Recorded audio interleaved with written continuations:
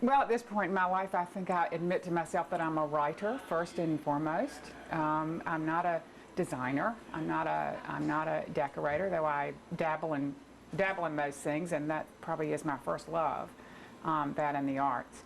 But writing my blog is my greatest, I think, satisfaction, and the tagline of the blog is celebrating beauty in everyday living. So I look for that wherever it is, and it's in a lot of places when you when you're looking for it. So. And this event is a large event every year in Greenville, and just celebrates empowering women and the power of the purse.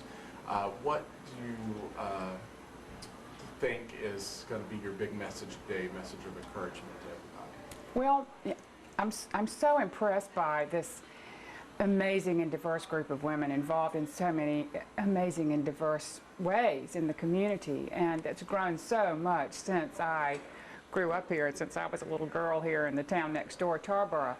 But you know, what they all seem to be doing, because what they all seem to have found is that which they are really good at, that which they really love. That's what they're passionate about, and they're applying that to their philanthropic efforts. So some of them are great at arranging flowers, hence these beautiful tablescapes here today. Some of them are teachers, some of them are pioneers, some of them are problem solvers, some of them are organizers, networkers, leaders, worker bees, and they've all found ways to apply those natural skills and talents, which always point to our purpose, to apply those toward their philanthropic efforts. And I think that's so exciting. And apart from my message about decorating and design, and here are pretty pictures, and this is a house that I've redone, and here's how I did it, the overarching message is to find out what your truth is, to find out what you love, and to do that. And you apply that to your philanthropic efforts and to your life, and at the end of the day, they're the same things, aren't they? So my thing I said the other day was that doing what you love is the greatest philanthropy of all, and just seeing that in every smiling face I encounter here. So. You are from around here in Tarboro. Just talk a little bit about your Edgecombe County. It is Edgecombe Yes, County sir. roots, yeah. So, Yes, I'm proud of them. Yeah. I'm proud of those Edgecombe County roots. You know, there's nothing like growing up in a small town, and there's nothing like the South. And I've been all over the world, and I live basically all over the world now. It seems like I live in New York and California and Long Island, and I've been out of the South for a long time, but it's never been out of me, and it never will, and I don't want it to. I don't want to lose my accent.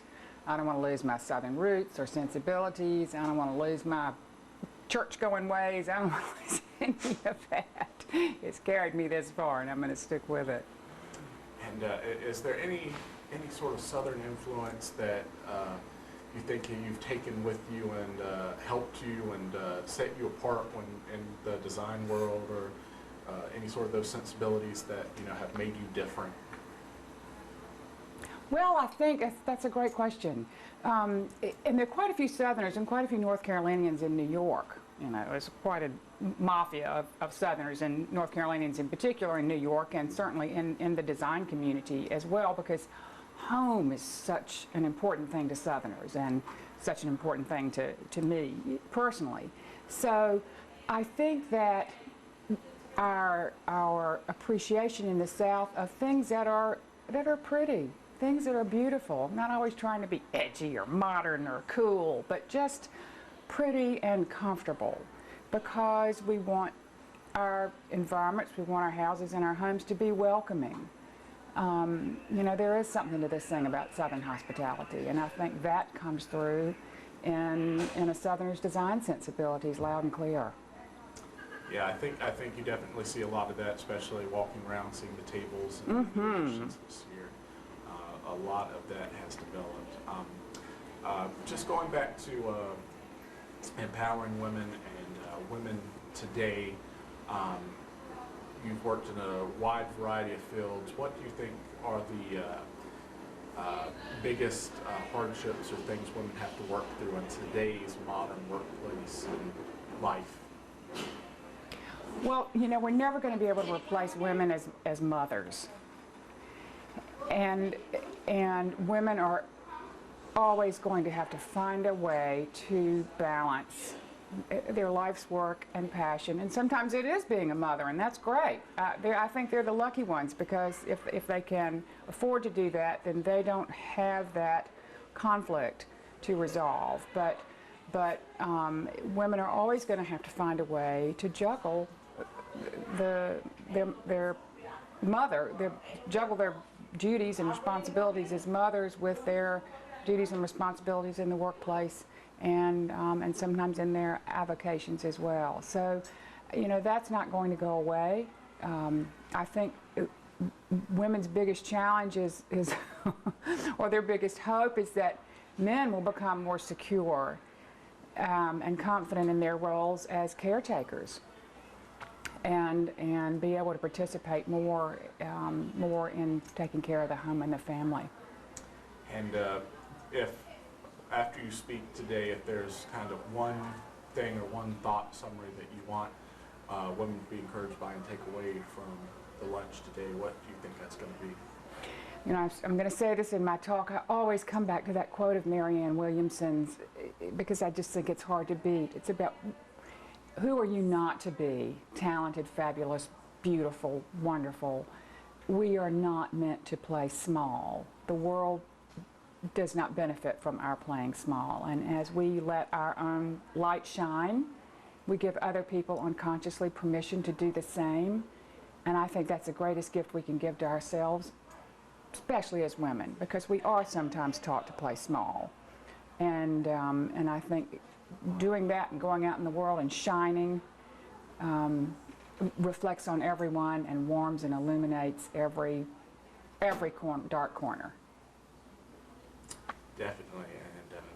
And any other final kind of thoughts or takeaways that you want folks to have? That I think we're supposed to have fun. We're supposed to enjoy our lives. That's why we were given them. And if we do that through decorating, if we do that through gardening, if we do that through cooking, if we do that through philanthropic work, that we're meant to do that. We weren't meant to struggle and grit our teeth and make everything hard in life. And I've been given a lot in this life. I've been very lucky, but I've struggled with the idea that, well, if I didn't earn it, then I didn't deserve it. And I think we need to enjoy what we have, enjoy our lives, enjoy our weather, enjoy this beautiful part of the world we live in and what we've been given. And I think the more we're able to acknowledge and embrace that, the more we're able to give to others, which is the point of what today is, isn't it?